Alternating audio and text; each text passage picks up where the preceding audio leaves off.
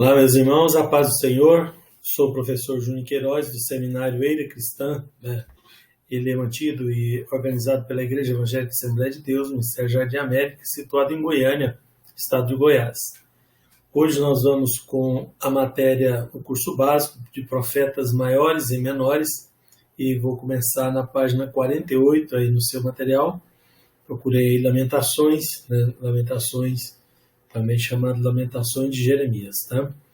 Bom, o livro de Lamentações é baseado no último capítulo do livro de Jeremias, no capítulo número 52, que é o último, tá? Então, a queda de Jerusalém e o início do cativeiro de Judá na Babilônia deram motivo para as lamentações.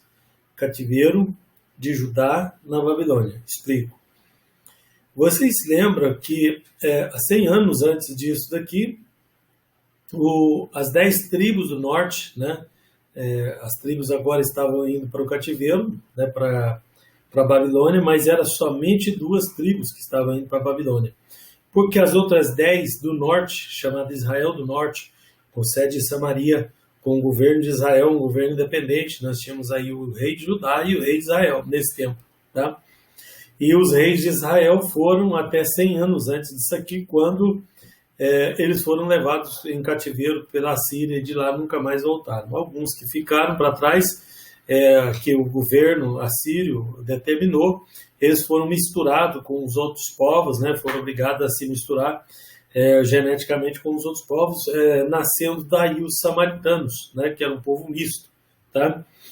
E então ficou somente Judá e Benjamim. Como Benjamim era uma tribo pequena, por causa de uns outros problemas que aconteceu em Israel lá atrás, né, no tempo de Juízes, Judá era a grande família, era a maior tribo e então prevaleceu. Por isso são chamados de judeus até hoje, né? O povo de Israel é chamado de judeu por conta disso aí, tá? Bom, então agora estavam sendo levados no capítulo 52 de Jeremias, depois de ser avisado, falado que iam para o cativeiro por causa dos seus pecados, tudo. Agora chegou o momento, e no último capítulo de Jeremias descreve, né, a queda de Jerusalém e o início do cativeiro de Judá lá na Babilônia, tá? Isso tudo, né, deu motivo para as lamentações, né, para os sentimentos de tristeza e rios de lágrimas do profeta, tá? Ele entregou a mensagem com aparência de dureza, né? A mensagem em si parecia dura, né, de coração, porque Deus lhe ordenou que fosse assim. E Jeremias falava aquilo que Deus lhe ordenava, tá? Mas ele tinha um amor especial pelo seu povo e pela sua terra, né? Era um profeta muito amoroso. E quando Jeremias viu a realidade, né, do prejuízo, a destruição da sua gente, o seu templo, a sua cidade, ele sentiu e lamentou toda aquela desgraça dos judeus, tá? A tradição fala que, desde muitos anos, vem confirmando, fala que Lamentações foi escrito pelo próprio profeta Jeremias, mas até hoje não tem provas, né, evidentes, né, não tem provas, só temos a afirmação da tradição, que para nós é suficiente, né? Não tem provas internas nem externas que seja ele o autor, tá? Mas esse livro, isso é fato, né? Foi baseado no capítulo 52 do livro de Jeremias, tá? A página 49 fala que consideram-se esse livro um apêndice ao livro de Jeremias, né? Um adicional ao livro de Jeremias, e segundo a história, os judeus leem esse livro no dia 9 de julho, em todas as sinagogas do mundo, tá? E também o Boyer, né, o S. Boyer, diz que a Igreja Católica entoa esses lamentos, né, lamentações, na Semana Santa, uma vez ao ano. Bom, a autoria e data, né? Então, já discutimos isso, Jeremias, então é bem provável que seja o escritor desse livro, né? E a data seja em 586 a.C., né, a época do cativeiro babilônico, tá? E esse cativeiro que foi feito em 3 etapas, né? A primeira etapa foi essa aí no final do livro de Jeremias, mas teve mais 2, né? Foi 3 levas de judeus levados para o cativeiro babilônico, tá? Na página 50, profecias de Jeremias. Havia a fidelidade de Jeremias em fazer ameaças por meio de profecias, ordenados por Deus contra o povo, né? E ao mesmo tempo ter dó da sua gente, né? Imagina fazer a ameaça e ao mesmo tempo ter dó, né? E também interesse, né? Que Deus concedesse a misericórdia, ele interesse, o profeta, tá? Que Deus concedesse misericórdia e revogar as palavras proferidas contra Judá e Jerusalém. Mas foi tudo em vão, ele teve que escrever a realidade da destruição, né, da sua querida terra e dos seus estimados irmãos. A teologia, né, muitos aspectos teológicos podem ser encontrados nesse livro, do livro de Lamentações, tá? Dentre elas, a fidelidade de Deus. Né, o profeta Jeremias havia avisado o povo de Judá que Deus iria entregar toda a nação nas mãos do rei Nabucodonosor, rei da Babilônia. Então, o fato da destruição revela que quando Deus fala, Deus cumpre. Tá? Então, o próprio fato da destruição mostra a fidelidade de Deus. Né? Eu vejo as pessoas falar que Deus é fiel, pois esse é o problema, Deus é fiel e o homem é sempre infiel. Então, é um perigo para o homem infiel, para o homem corrupto, a grande fidelidade de Deus, porque Deus fala, Deus cumpre. Né? E não obstante de Deus ser amor, mas também ele é fogo abrasador, também ele é justiça. E por falar nisso, justiça de Deus é um tema teológico importante nessa carta também, né? Pela lógica humana não parece justiça, né? Mas pela retidão e santidade de Deus se vê que a destruição de Jerusalém é fruto da pura justiça de Deus. Tá? Por muito tempo o Senhor já vinha usando Jeremias e outros profetas para alertar o povo de Judá acerca dos pecados do povo, né? E o povo se fazia de surdo, né? Se fazia de desentendido, parecia que não estava ouvindo, né? Só parecia. Outro tema importante é a natureza e a consequência do pecado, tá? Um tema recorrente na Bíblia, né? E que aqui ganha uma conotação interessante, né? Esse também é um fato, né, do pecado. A devastação de Jerusalém foi algo muito triste, mas nada além das consequências pelo pecado. Né? Foram consequências advindas do pecado. Por que sabemos disso? Porque Deus falou, avisou através dos profetas, apontou os pecados, pelejou, né, e não houve reação por parte do povo. Na página 52, tipologia do sofrimento do Messias. Também é um fato importante, teológico. Tá? Tipologia, tipo é uma coisa que exemplifica, que representa outra, tá? Que ela simboliza outra, um fato que pela sua aparência, pela sua forma de acontecer, ele se parece com outro fato bíblico aí, tá? Então, tipologia do sofrimento de Messias, pela realidade das profecias de Jeremias contra o povo de Judá, e os seus lamentos, não o lamento do profeta, depois da queda de Jerusalém, se vê de forma similar à angústia de Jesus no Getsemane, diante da ira de Deus contra o pecado da humanidade. Então, o fato de Jeremias estar ali angustiado por causa do pecado das pessoas e as consequências, né, nos remete tipologicamente a Cristo no Getsemane, né, angustiado pelos pecados do povo, que haveria de ter consequências como ou foi o caso dessas consequências que sofreu o povo de Israel, indo parar todo mundo no cativeiro babilônico. Curso básico, profetas maiores e menores, capítulo 3, profeta Ezequiel. Muito bem, este foi o profeta Ezequiel, foi um profeta também de grande peso no Antigo Testamento. Foi ele que usou o título preferido de Jesus, Filho do Homem, mais de 90 vezes em relação a si mesmo e a outras pessoas humanas no livro do profeta Ezequiel, que é um grande livro, né, com muito conteúdo, diga-se de passagem. O profeta, Ezequiel foi um dos 4 grandes profetas do Antigo Testamento, na ordem temos Isaías, Jeremias, Ezequiel e Daniel.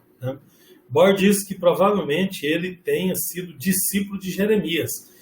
Nós temos aqui os dois, Isaías e Jeremias, pré-cativeiro, antes do cativeiro da Babilônia, e Ezequiel e Daniel, durante o período do cativeiro babilônico, que profetizaram, que desenvolveu o seu ministério na Babilônia e não em Israel, porque eles foram juntos com o povo para a Babilônia. Ambos, nasceram em Israel, mas ambos foram levados para a Babilônia, ainda jovens, né? Daniel mais jovem ainda, e os seus ministérios foram desenvolvidos na Babilônia, né?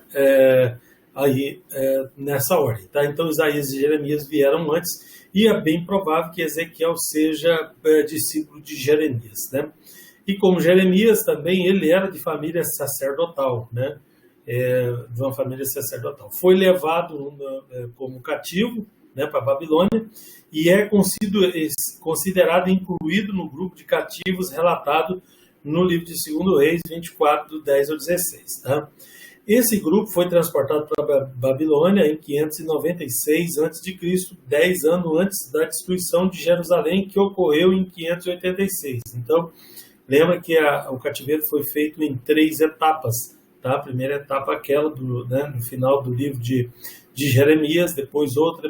Foram 3 vezes, né, 3 levas aí, de judeus que foram enviados para a Babilônia como cativos. Queria lembrar vocês que o livro de Daniel, ele não está, depois eu vou tratar mais detalhadamente disso, não está entre os profetas na Bíblia hebraica.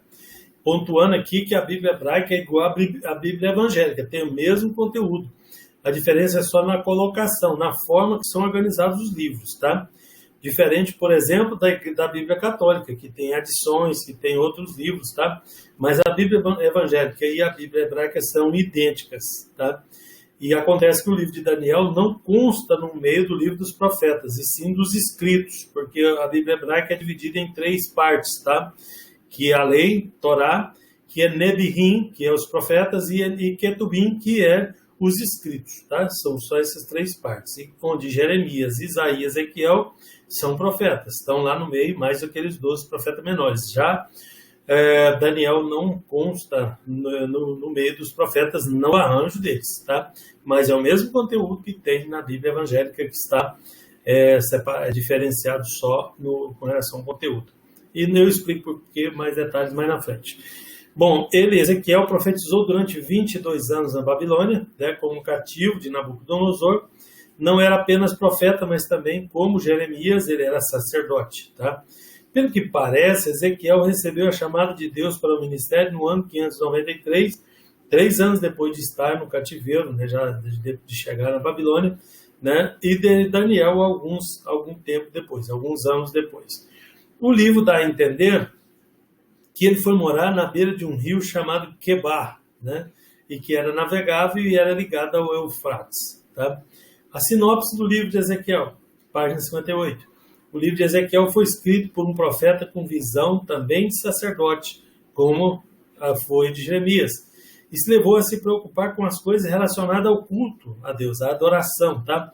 Como o templo, o altar, ofertas, o sacerdócio, o sacrifício, e também a glória de Deus em forma de Shekinah. Shekinah, a palavra Shekinah em hebraico quer dizer habitação, né, assentamento, né, morada, moradia. Tá? É uma palavra utilizada para designar a presença de Deus, a habitação de Deus no meio dos homens. Tá? A presença de Deus no meio dos homens é chamada de Shekinah por causa dessa palavra em hebraico. Tá? Então, isso que ela quer dizer aí no contexto, tá? A glória de Deus na forma de Shekinah, da sua presença no meio do seu povo. Autoria e data. Ezequiel escreveu o livro que leva o seu nome, tá? E justifica essa afirmação de várias formas e com diversos argumentos. Diferente dos outros livros, esse aqui é bem fácil, né, de se determinar isso, porque ele escreveu na primeira pessoa do singular, e isso indica que foi uma só pessoa que escreveu. O nome dele aparece 2 vezes no próprio livro, né? Então temos evidências internas suficientes para afirmar que é ele. E esse livro é único, né? É único, do início ao fim, tem o mesmo estilo literário, não há variação, né, da forma de escrever, de modo que foi a mesma pessoa que começou e terminou esse livro aí, provavelmente, tá? A ênfase maior, né, ao trabalho sacerdotal, né, em várias partes do livro, o escritor menciona ofertas, altar, templos, sacerdotes. Como ele era sacerdote, ele tinha bastante conhecimento na área e vivia isso todos os dias, né, bem provável que seja ele também por esse motivo. Tá? A teologia de Ezequiel, é muito importante essa parte. Tá? Vários temas teológicos permeiam né, o livro de Ezequiel. Tá? O profeta como pastor de Deus a favor dos escravos. Se além desse povo escravizado fosse abandonado espiritualmente, a situação ficaria ainda pior, né? Por isso, então, Deus levantou Ezequiel como um pastor de seu povo na Babilônia. Para quê? Para consolar, para despertar a esperança da restauração futura. Sim, é para isso que um pastor serve. Tá? Um pastor não é um mediador entre Deus e os homens, só há um mediador que é Jesus Cristo.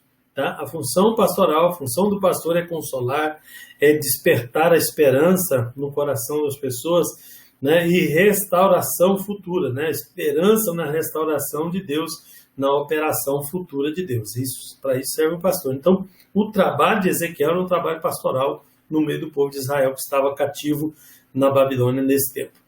A responsabilidade diante de Deus é outro tema teológico importante, né? Aliás, a ausência dessa responsabilidade é que provocou o cativeiro, e depois de escravizado se vê em mensagem no livro de Ezequiel, cuja finalidade era levar o povo a voltar a ter compromisso com Deus. Na página 60, juízo contra os críticos, né? Eu acho isso interessante também, né? Teologicamente isso é importante, porque todas as nações zombavam de Judá por ter caído, né, no cativeiro, né? Seriam depois, então, cobradas pesadamente por Deus, veja só, porque eles zombaram do povo de Deus, ter ido para a Babilônia, para o cativeiro, né? Então, isso aqueles povos vizinhos, tudo ali, Amon, Moabe, Edom, Filistia, Tiro, Sidom, Egito, todo aquele povo, né? Estava zombando do povo de Israel, que estava sendo castigado por Deus. O povo de Israel pecou, Deus o castigou, mas castigou aquelas pessoas que zombou e também quem executou, porque os primeiros a cair foram os babilônios, tá? Na mão dos medo-persas, né? Então, quem executou a sentença, né, contra o povo de Israel para os punir dos seus pecados também foi castigado por Deus. Não é interessante isso? Né? Então, os filhos de Deus, mesmo debaixo de castigo, estão numa posição mais privilegiada do que o ímpio fora dele. Tá? Vale lembrar também que os filhos de Deus, quando são castigados, podem alcançar a restauração sem merecimento, sem mérito. Tá? Apenas pela graça e no nome do Senhor invocado por eles, né? O próprio nome do Senhor invocado por eles, e pela graça o Senhor os livra, né? Os ímpios não têm esse privilégio. Tá? Conceito sobre Deus, outra coisa importante teologicamente. O livro mostra que Deus é santo e requer santidade do seu povo, né? Fica bem claro isso no livro de Ezequiel. Escravo do homem, servo de Deus, né? Uma dualidade que viveu o profeta Ezequiel interessante. É difícil conciliar essas duas coisas, mas Ezequiel não teve opção a não ser aceitar viver na Babilônia, né? Como escravo de Nabucodonosor, e ao mesmo tempo ser profeta de Deus a favor do seu povo. Né? Essa é a teologia da fidelidade a Deus em circunstâncias ruins, porque as circunstâncias estavam lá, o povo estava todo na Babilônia, precisava de um pastor, precisava de um servo de Deus para os animar, para elevar o nome do Senhor, para os conduzir espiritualmente. Né? Então tinha que alguém ficar lá no cativeiro junto, que fosse servo de Deus, né? Que talvez nem tenha culpa desse pecado aí, desses pecados de uma forma geral, tá? Porque não estamos falando de punição de pecados individuais, estamos falando de punição de pecados coletivos, né? Onde Deus puniu todo o seu povo por conta dos pecados de uma forma geral, tá? Resumindo o livro de Ezequiel, ele é um profeta muito mais especial do que muitos leitores da Bíblia imaginam, né? E tem um fato interessante na primeira sessão, no capítulo 1, né, do primeiro 1 até o 3:27, capítulo 3, verso 27, nesse trecho aí, o livro de Ezequiel fala de forma resumida da chamada de Deus dirigida a Ezequiel para o ministério de profeta. Tá? Ele não se ofereceu, o profeta Ezequiel, não se ofereceu a Deus, mas o Senhor é que o chamou para a sua obra. Isso representa a legalidade para ter a autoridade divina sobre a obra de Deus que ele haveria de desempenhar. Deus não tem compromisso com obreiros oferecidos, né? Mas somente com ministros escolhidos e chamados por ele próprio, tá? Pelo próprio Deus. Tudo bem, irmãos? Agora nós temos aí no curso básico, Profetas Maiores e Menores, o capítulo 4, Daniel, profeta Daniel. Bom, esse livro também é um livro especial, trata de assuntos vivos dentro das revelações de Deus. O livro de Daniel tem recursos exclusivos nele, né, que não se encontra em nenhum outro livro, nem no AT, nem no NT. Tá? Sobre o profeta, né, Daniel foi um profeta diferente de todos os outros, principalmente pelos aspectos simbólicos e escatológicos de suas profecias. Né? O simbolismo e a inteligência desses símbolos foi algo espetacular, né, na revelação de Deus ao profeta Daniel. Na verdade, todos os profetas fiéis falaram sem direito de escolher palavras, né? A mensagem é escolhida por Deus, tá? Haja vista sendo todas dadas por Deus. Um ministério comprometido com o Senhor é assim, né? Então, o jovem Daniel era humanamente perfeito, tá? E por isso ele teve muitos privilégios na Babilônia, tá? A partir do momento em que chegou como escravo, foi logo escolhido pelo rei para receber instruções especiais na educação da Babilônia. Era um costume dos reis conquistadores, um copiava do outro, né? Onde eles, quando pegava uma nação conquistada, eles pegavam o que havia de melhor, né? De tecnologia, de inteligência, de sabedoria, para utilizar em favor deles. Então, eles davam-lhe um curso, né? Um extensivo, né? Um ostensivo curso, para aquelas pessoas, para que eles fossem, aprendessem, né, as regras, as leis, as tradições, a língua, as coisas daquela nação conquistadora. Tá?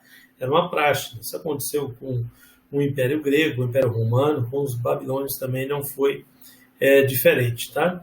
Então, quando chegou aquela leva de pessoas ali, né, de Judá, eles deixaram só os mais simples lá para trás, né, os mais importantes, mais inteligentes, foi tudo na primeira viagem, né, foram 3 viagens, e nessa viagem aí eles já escolheram os melhores, né, ali estava Daniel, os seus 3 amigos, né, dentre eles, que foram separados para receber essa instrução especial da educação babilônica. Tá?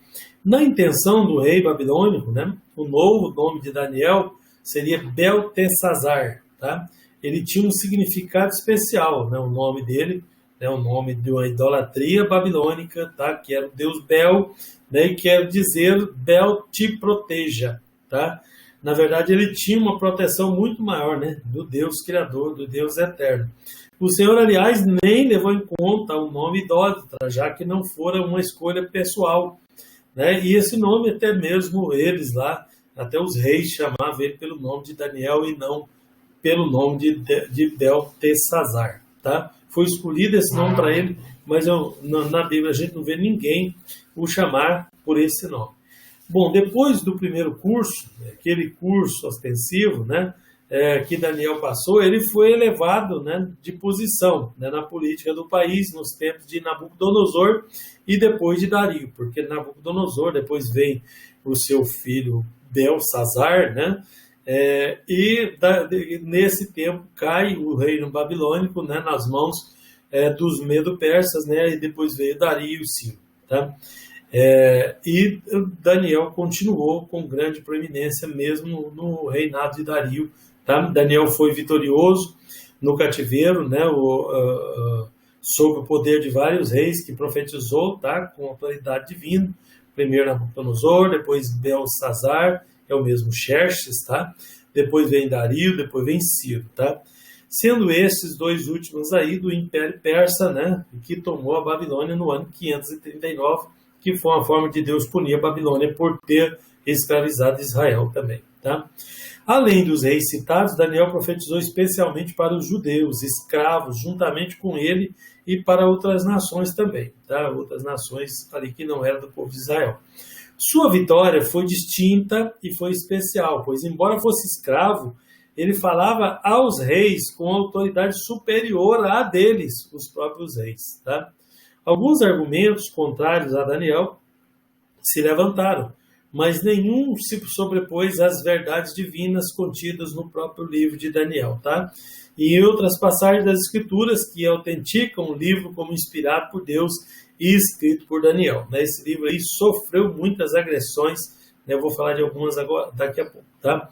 Sinopse: o livro de Daniel foi escrito no cativeiro da Babilônia, assim como de Ezequiel, né? Eles estavam na Babilônia, como já expliquei, e ele foi escrito lá. Daniel se encontra entre os escritos na Bíblia hebraica, tá? Nos Ketubim, tá? Que é a terceira parte da Bíblia hebraica, que são os escritos, tá? A Bíblia hebraica, né? Na Bíblia hebraica ele se encontra ali, e na Bíblia evangélica, né? Que veio da Septuaginta para as traduções em grego, depois para as em português, né? Ele veio no meio dos profetas ali, né? Contado entre os profetas. A localização indica, por sua vez, que Daniel faz parte da leitura apocalíptica, né? Que se compara com o livro profético do Novo Testamento, o Apocalipse. Aliás, como o Apocalipse é o Daniel do Novo Testamento, né? Daniel é o Apocalipse do Antigo Testamento. Né? O livro foi alvo de agressões diversas. As agressões, né? A adição de partes apócrifas da oração de Azarias foi inserido no livro de Daniel, né? Algumas Bíblias contêm isso, a Bíblia Católica, por exemplo, contém essas agressões aí, que foram adições. Na Bíblia Evangélica não tem, na Bíblia Hebraica não tem. Isso foi adições feitas depois da Idade Média, né? No final da Idade Média, né? Na época que se tentou colocar os livros apócrifos que haviam sido feitos, escritos entre o cativeiro babilônico e a vinda de Jesus, tá? Um deles, a oração de Azarias, que foi inserido no livro, é o Cântico dos Três Moços, é a história de Susana, a história de Bel e o Dragão, tá? Todas essas adições, né, aparecem nas Bíblias gregas e latinas. Latinas porque vem do latim, latim era a língua oficial do Império Romano, portanto, da Igreja Católica, que era a Igreja Romana, no final da Idade Média. Tá?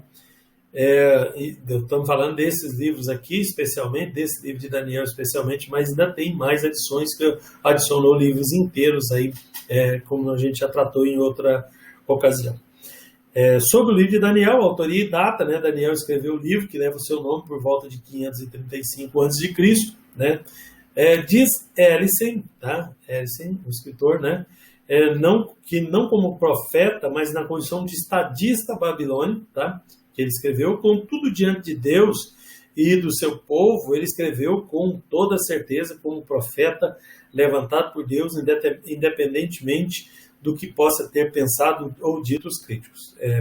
Eu disse para vocês que o livro de Daniel não consta no meio dos profetas na literatura hebraica, porque o arranjo, apesar do conteúdo ser o mesmo, o arranjo dos livros é diferente por causa do seu conteúdo apocalíptico e porque Daniel é um profeta diferente, né? Você não vai achar no livro do profeta Daniel, assim diz o Senhor, ou coisa desse tipo, tá?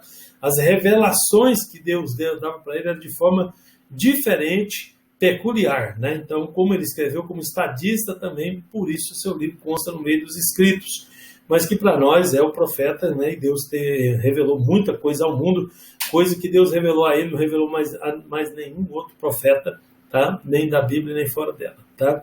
O caráter ilibado na teologia do livro de Daniel, né? Tem uns pontos importantes que a gente precisa pontuar. O caráter ilibado do homem de Deus, né? O livro de Daniel aborda a importância e os efeitos positivos do caráter do ser humano fiel a Deus, tá? Também a autoridade diante dos pagãos, é um outro ponto de vista contido no livro de Daniel, que demonstra, né? Demonstrado por ele e seus 3 companheiros fiéis a Deus. A adoração a Deus no meio do pecado, né? Daniel e seus companheiros não tinham opção a não ser se expor à morte por causa da fidelidade a Deus. Então, mesmo no meio do pecado, no meio do perigo, né, eles adoraram a Deus e foi uma vitória muito grande isso. Na página 784, profecias ordenadas por Deus. O verdadeiro profeta não é aquele que se apresenta no palco dos profetas, mas aquele que entrega mensagens ordenadas pelo Senhor. Tá? Restauração dos pecadores.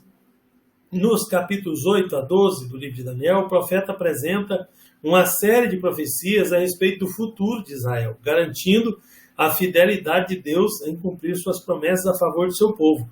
Embora isso venha a ocorrer na maior parte no futuro remoto, né, somente no milênio, ainda está para frente, né, a revelação de Deus a Daniel foi tão grande e tão ampla que tem muita coisa que está lá no livro de Daniel que nem aconteceu ainda, né, ainda está por vir, tá? O caráter multiplicativo da ciência humana, né, em Daniel 12:4 se vê, né, o profeta descreveu a multiplicação da ciência. Eu fico pensando, né, os crentes há 100 anos atrás lêem esse versículo que parece nem fazer sentido, mas para nós hoje isso faz todo sentido e mostra o quanto Deus usou o profeta Daniel ali, né, poderosamente nas suas revelações. Tá? No item 7 fala da capacidade de interpretação de enigmas, a inteligência espiritual que Daniel tinha para interpretar os enigmas. Tá? Nabucodonosor fala da parte do seu sonho, que se aplica a si mesmo, que aplica a ele mesmo, a Nabucodonosor, né? E ele não percebe. Né? Daniel, no entanto, cheio do Espírito de Deus, interpreta e declara o castigo divino, e este acontece como Daniel falou, conforme a interpretação dada ao trecho ali, ao sonho que ele relatou. Bom, o outro fato é a soberania de Deus sobre os reis, né? Não só o caso anterior, mas muitos casos na Bíblia, Deus tem autoridade sobre todos os grandes reis do mundo e faz dele o que quer e sem ter ninguém que possa livrá-los da mão do Todo-Poderoso, porque Deus é Deus de toda a terra, né? E ninguém está fora do seu domínio, tá? Fica claro isso no livro de Daniel. Na página 75 vem os objetivos do livro, tá? Mostrar como o Filho de Deus pode ser fiel ao Senhor, mesmo no meio dos pecadores, né? Que é o caso de Daniel aí, né? Também, revelar que Deus é soberano sobre os reis da terra, todos os reis da terra ali, né? Confirmar, outro objetivo, confirmar que Deus age em relação a várias nações do mundo, né? As outras também, bem como a nação de Israel, que estava ali debaixo do poder dos babilônios. E o número 4 diz confirmar as promessas de Deus para com Israel. Sempre tem isso aí, né, nas profecias de Deus ao povo de Israel, né? Então Daniel apresenta visões, profecias relacionadas ao povo de Israel. Em parte teria o seu cumprimento imediato, que como de fato ocorreu, e em parte remoto, né, de coisas que nem aconteceram ainda. O item 5.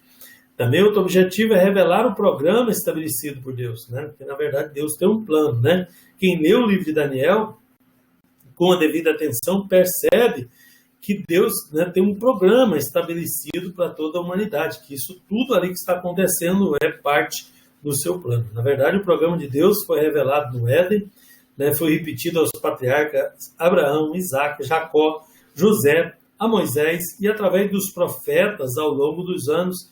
Esse livro de Daniel, no entanto, contém uma grande parte do programa de Deus, né, desde Daniel, né, do século 7 e 6 a.C., passando pelo Messias, né, no século I depois de Cristo, né, que é Jesus, né, o tempo da igreja indeterminado e até a eternidade e coisas que ainda virão pela frente também. Tá? Queria destacar também, no finalzinho da página 77, né, tem a profecia das 70 semanas escatológicas, né, onde Deus tem um programa, revela a Daniel, um programa de 70 semanas de anos, tá? Onde aquela primeira parte, né, 69 já foram cumpridas, e uma ainda falta que vai se cumprir ainda na grande tribulação, e certamente vai se cumprir porque isso começa em 444 a.C., com o início da reconstrução do templo, né, e daí vai, né, pelos anos, né, são 69 semanas de anos, né, não semana de dias, tá? E a última semana são 7 anos que ainda estão por vir, né, para fechar essa profecia das 70 semanas, né, em um momento apropriado nós vamos detalhar isso melhor para vocês em outro livro, né, em outra fase do nosso curso. Tá? Na página 79, vou só fazer um resumo aqui do livro de Daniel, para a gente terminar. O livro de Daniel tem um conteúdo especial e diferente de todos os livros da Bíblia, vocês perceberam. Ele contém partes semelhantes a outros livros e também algumas partes exclusivas, não repetidas em outras partes da Escritura. Daniel foi levado para a Babilônia no ano 606 a.C. Chegando lá, ele foi submetido a um curso de aprendizagem e aprofundamento da cultura dos caldeus. Isso durou aproximadamente 3 anos. Só depois desse treinamento é que ele começou a fazer o seu trabalho de profeta, capaz de interpretar visões e sonhos. E desde o ano 603, né, o fim do curso, até o fim do livro 536, veja que vai diminuindo, né, que se diminui até Cristo, tá? Do 603 até o 536, Daniel interpretou sonhos, visões, profecias do fim. Né? Ele deve, logo após, no ano seguinte, talvez, ter escrito seu livro no ano 535. Né? E aqui terminamos mais um livro, né, dessa série. Que Deus abençoe.